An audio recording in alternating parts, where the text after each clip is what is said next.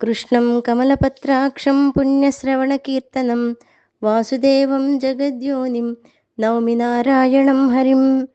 విషయేంద్రియ సంయోగాద్యత్తదగ్రే మృతోపమం పరిణామే విషమివ తత్సుఖం రాజసంస్మృతం.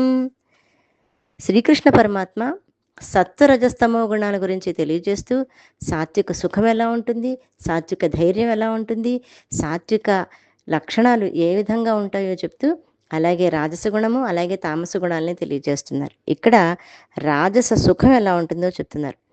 ఏ సుఖమైతే విషయ ఇంద్రియాల వల్ల చాలా సంతోషంగా హాయిగా సుఖంగా ఉంది అనిపిస్తుందో అది పైకి కనిపించే సుఖమే కానీ పర్యవసానం సుఖం కాదు అనే విషయాన్ని తెలియజేస్తున్నారు. అంటే విషయ సుఖాలు తాత్కాలికం, క్షణికం, ఎక్కువ కాలం ఉండవు.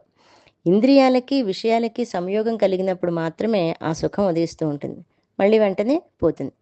ఇంకా ప్రారంభంలో అమృతంలాగా సుఖంగా అనిపిస్తుంది, కానీ చిట్ట చివరికి విషంలాగా దారుణ దుఃఖంగా కనిపిస్తూ ఉంటుందట.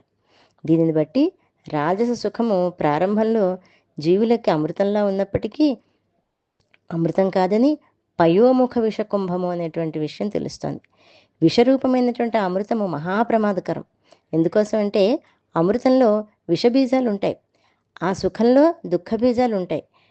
కనుక అటువంటి అమృతాన్ని విడిచిపెట్టకపోతే దానిలో ఉండే విషబీజాలను స్వీకరించాల్సి వస్తుంది. కాబట్టి ముముక్షువులు దృశ్య విషయాల ద్వారా తమకు ఏదైనా సుఖం కలిగినప్పుడు అది దుఃఖగర్భితమే, చాలా సుఖంగా ఉందని అనుకుంటాం కానీ సుఖం కాదు, దుఃఖాన్నే కలిగిస్తుంది అనే విషయం తెలుసుకోవాలి. చేప యొక్క ఎరలో ఉండేటువంటి గాలం వంటిదని నిశ్చయించి దాన్ని విడిచిపెట్టేయాలి. చేపకి గాలం వేస్తారు, దానికి ఒక ఎరను చూపిస్తారు, ఆ ఎరను పట్టుకొని చేప పాపం తగులుతుంది దానికి. కనుక అలా విడిచిపెట్టేయాలి. ఆ సుఖము జీవితాన్నే కాకుండా అనేక రాబోయే జీవితాలను కూడా నాశనం చేసేస్తుందట. కనుక భగవానుడు కరుణించి సాధకులకు ఇక్కడ హెచ్చరిక చేస్తున్నాడు.